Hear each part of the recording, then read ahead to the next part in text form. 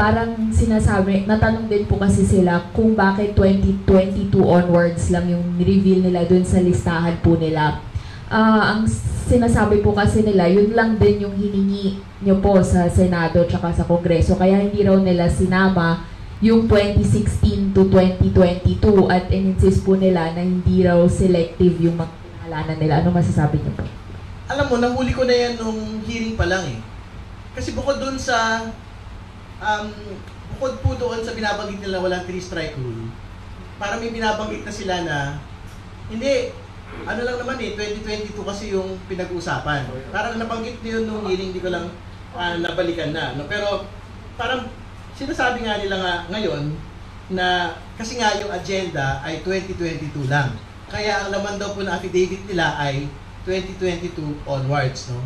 Yung una kong tanong, sino nagsabi sa kanila na 2022 onwards lang ilalagay sa affidavit? Senador ba yun?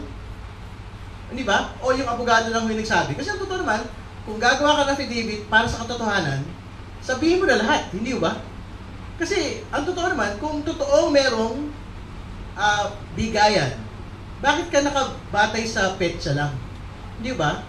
Parang medyo panloloko naman sa tao. And more importantly, ano ka na eh, touch move ka na dun sa binanggit mo.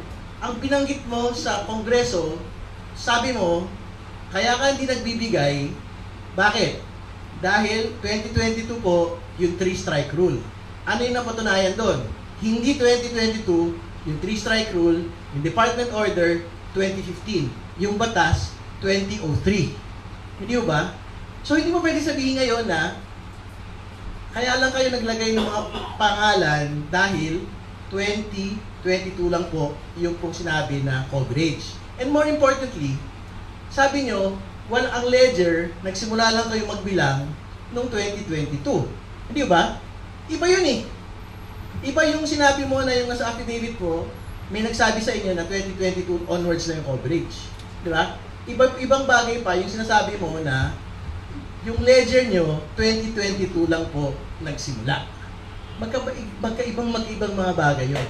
At iba pa, yung binabanggit ko na, yung main yun na depensa, na may street, kaya kailang ibigay sa mga congressman dahil 2022 lang ho, nagsimula yung pong bigayan.